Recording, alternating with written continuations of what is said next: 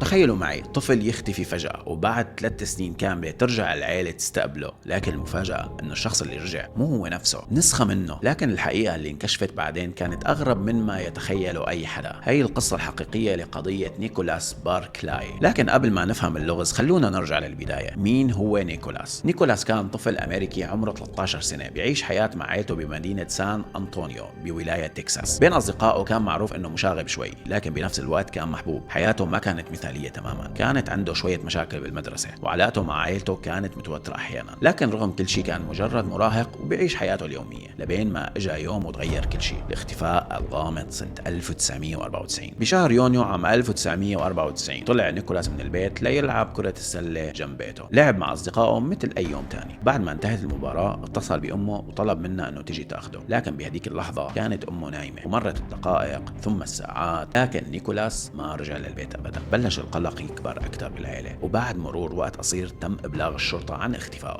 بلشت عمليات البحث. الشرطة، المتطوعين، الأصدقاء، الكل حاولوا يدوروا على أي أثر منه. مرت أيام ثم أسابيع، لكن الغريب إنه التحقيق ما عثر على أي شيء، لا جثة، لا دليل على عنف، ولا حتى علامة بتشير إلى أنه هرب. كأنه الطفل اختفى من الوجود. وبمرور الوقت بلش الأمل يضعف، لكن بعد 3 سنين بالضبط صار شيء ما كان حدا متوقع. العودة المستحيلة سنة 1997. وصل للعيلة اتصال مفاجئ. الاتصال اجى من السلطات الإسبانية وقالوا لهم جملة واحدة صادمة: لقد عثرنا على نيكولاس في إسبانيا. العيلة ما صدقت اللي سمعته. بعد 3 سنين من الألم والانتظار ابنهم رجع أخيرا. تم ترتيب رجعته واستقبلته العائلة كأنه راجع من الموت. لكن مع مرور الوقت بلشت تظهر تفاصيل غريبة، أشياء صغيرة لكن لا يمكن تجاهلها. أول شيء لاحظوه إنه عيونه بنية، بينما نيكولاس الحقيقي كانت عيونه زرقاء. وبعدها لاحظوا شيء تاني، لون بشرته مختلف، حتى شعره ما كان مثل قبل. والأغرب من هذا كله كان يحكي بلكنة فرنسية واضحة. مو هيك بس، بل كان مبين أكبر من عمره الحقيقي. كل هي الاختلافات كانت واضحة. المهم نكمل.